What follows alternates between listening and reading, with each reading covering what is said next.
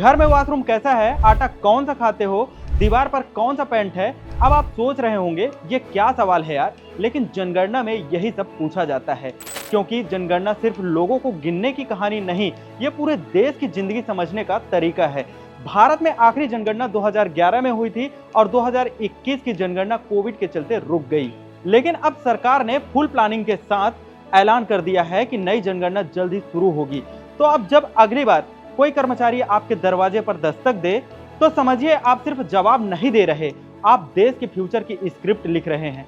जनगणना 2 चरणों में होती है, पहला हाउसिंग सेंसस और दूसरा पॉपुलेशन सेंसस।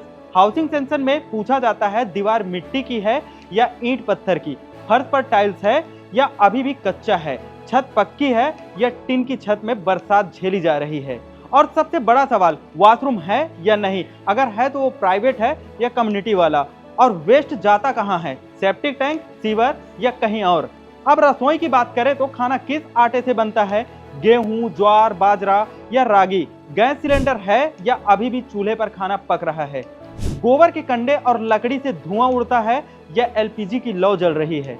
कहने का मतलब सरकार जानना चाहती है कि आपके चूल्हे की आग कैसी है। आज के डिजिटल इंडिया में वाईफाई है या नहीं, अगर है तो कितने डिवाइस उससे जुड़े हैं, टीवी कौन सी है, डिश कौन सी चल रही है, फोन, रेडियो, लैपटॉप, सबका हिसाब रखा जाता है। क्यों? क्योंकि इससे पता चलता है कि देश की डिजिटल पहुंच कहां तक हुई है। अब बात आती है व्यक्तिगत जानकारी, नाम, उम्र, जन्म तिथि, माता पिता का नाम, वैवाहिक स्थिति, कौन पढ़ा लिखा है, कौन नहीं, और कौन किस जाति या धर्म से है।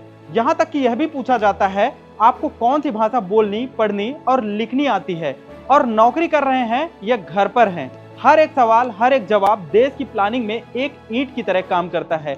स्कूल कहाँ चाहिए, हॉस्पिटल कहाँ बनना चाहिए, राशन कार्ड किसे मिलना चाहिए, नौकरी और ट्रेनिंग कहाँ जरूरी है, सब तय होता है इन्हीं आंकड़ों से। तो अगली बार जब कोई सरकारी कर्मचारी आए फॉर्म लेकर, कलम लेकर, तो मुस्कुरा कर कहिए, आइए जनाब, देश के फ्यूचर में मेरी भी हिस्सेदारी है।